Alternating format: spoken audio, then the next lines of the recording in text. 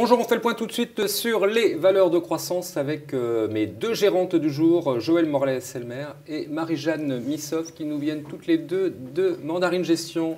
Joëlle, bonjour. Bonjour, Bogdan. Merci à vous d'être sur ce plateau, c'est sympa de vous avoir.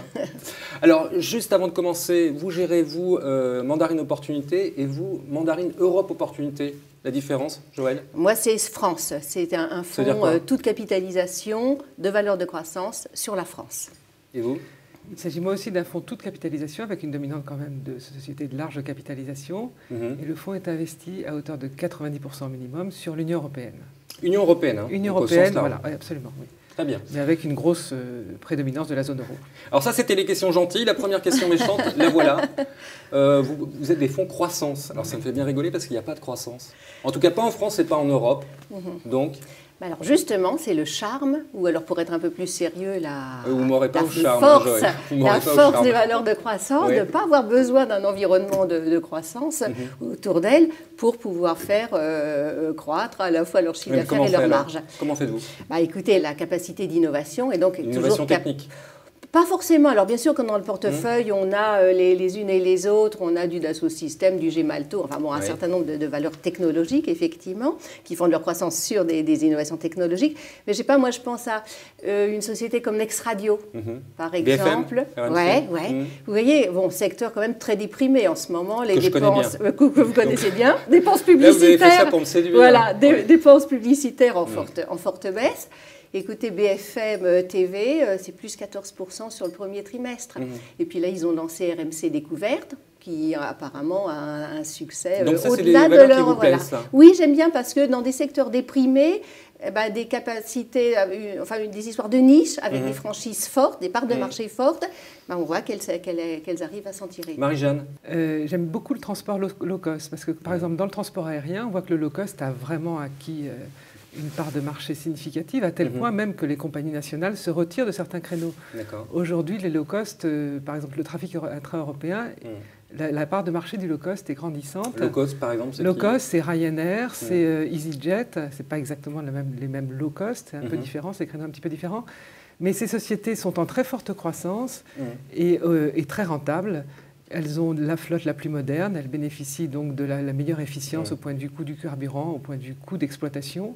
Et je pense qu'elles ont encore de belles années devant elles. Et la bonne nouvelle, c'est que chez Mandarine Gestion, pour aller en province, vous prenez EasyJet ou Ryanair, c'est ça? Rassurez-moi, parce que sinon, ça ne vaut pas le coup. En province, on prend encore le train. Alors, le grand dada des gérants, c'est également les pays émergents. Là, maintenant, pour gagner de l'argent, il fallait aller dans les pays émergents. Et il se trouve que les pays émergents, ça pose problème actuellement. Votre réponse, alors, ça ralentit, exactement. Je pense que la croissance est toujours là. Il y a quand même plus de 100 millions de personnes qui arrivent dans la classe moyenne tous les ans. Il y a quand même des gouvernements qui ont besoin de satisfaire cette classe moyenne et qui ont besoin de prendre des mesures.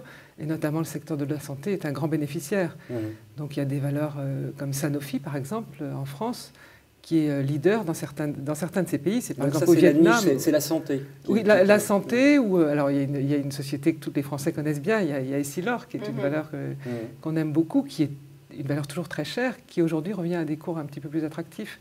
Donc je pense que c'est peut-être le moment d'en profiter. Joëlle, pour vous, ça doit être moins drôle. La France, on est bien enfermé là. Quel rapport avec les pays émergents? Non, écoutez, moi je vois quand même alors il y a toujours des opportunités, il y a toujours des côtés positifs et négatifs à chaque chose. Alors dans les côtés positifs, moi je trouve que le ralentissement justement des pays émergents entraîne une baisse des matières premières assez forte. Or là, on était arrivé au bout de la capacité des sociétés de remettre dans les prix de vente la hausse des matières premières qui a été continue au cours de ces dernières années. Donc je pense que la baisse des matières premières, c'est bon pour les marges et pour le pouvoir d'achat des produits fabriqués. Et deuxième chose aussi, la baisse de la devise que Marie-Jeanne citait. Ça, c'est bon pour vous, ça?